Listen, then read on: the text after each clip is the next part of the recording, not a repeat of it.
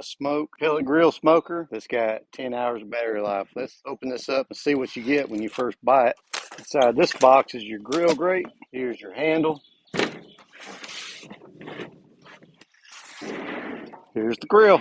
See over here on the side there's a latch. We're going to open that latch up. And on this side there's a latch as well. We're going to open that up. Raise the lid. Open this box up.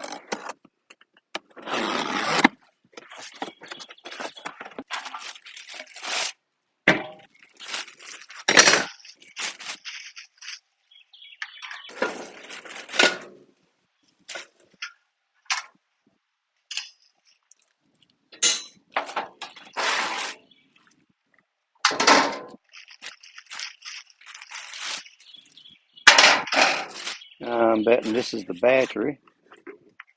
And it is. In here we got our charger and cable. We'll go ahead and get this thing charged up while we're putting this together.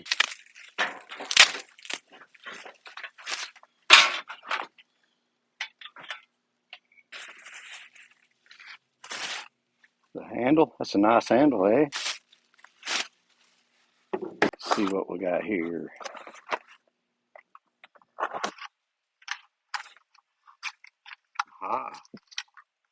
Got our 2 temperature probes. We got some feet. Metal feet.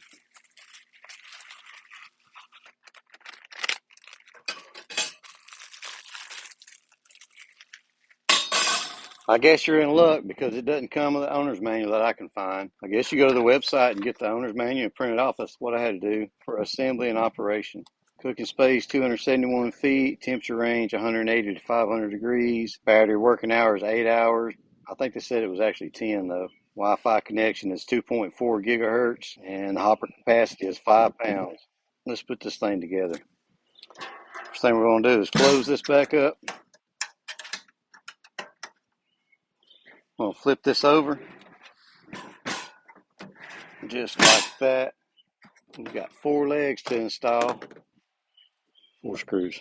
On these legs, it's got a little dot right here, a little line up mark that goes in this hole. You'll find a screw hole and an empty hole. All 4 of them has that.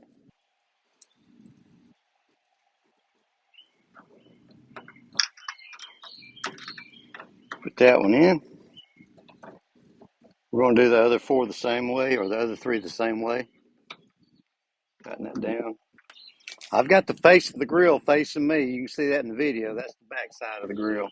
This got an opening in the front and it's closed in the back. We're going to turn this around to where the closed end is facing the back. And there is 5 screw holes. 1, 2, 3, 4, 5. There's 5 of these got a point on them. Well, I guess you got to be careful not to drop your screw off down in these holes.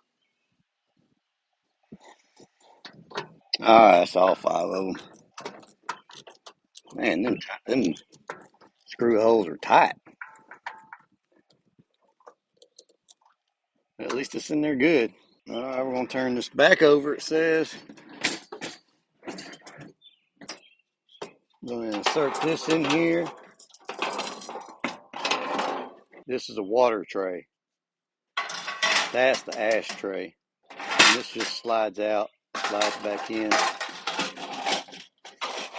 That's what we have there. Water tray and an ashtray. Take our handle. So there's 1, 2, 3, 4. Comes with these 4 right here. They're double-sided tape. You want to put that on each one of them. And we want to pull the back side of that tape off. Just like that, and it leaves the double-sided tape on. We'll do the other 3 the same way. We're going to stick these right here. 1, 2, 3, and 4. And 4 of these screws. I'm going to open the lid back up. That's how this looks with those on there. We're going to go ahead and put this one in the hole.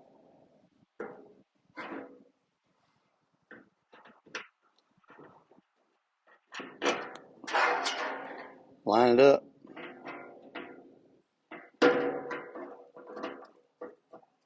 barely put it in. That one in the hole, line it up. All right, we're just gonna barely start that one. Put that one in. We'll just barely start that one.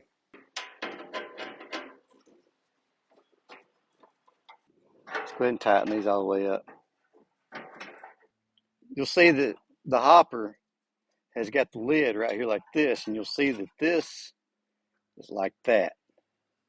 These right here are going to go right here. So let's slide this in until we hear it click like that. On the back here, there's a place with 2 screw holes.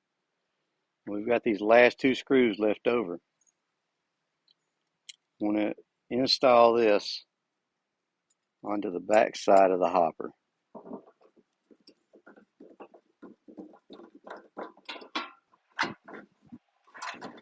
Just like that. I'm going to snug it down really good. Just a note with this hopper that if you're storing this unit and you want the hopper taken off the side, you can pop those back in and you'll store your hopper like this. When you get ready to use it again, bring it back out.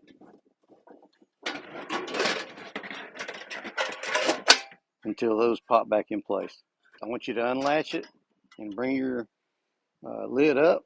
This is a pellet blocker plate. This right here is for like when you're going to transport it. You don't want anything to get inside your pellet hopper. Just pick this up like this. If you'll see, it's got a lip right here, and that lip goes down inside this groove. And to put it back, you'll line up these holes with these 2 screws and just pop it down. That's in place. Just bring it back up to release it. If you look on your pellet hopper, you'll see that the bracket we just attached is right here on the back. That's going to slide in this slot right here on the top. These 2 holes are going to line up with these 2 screw holes.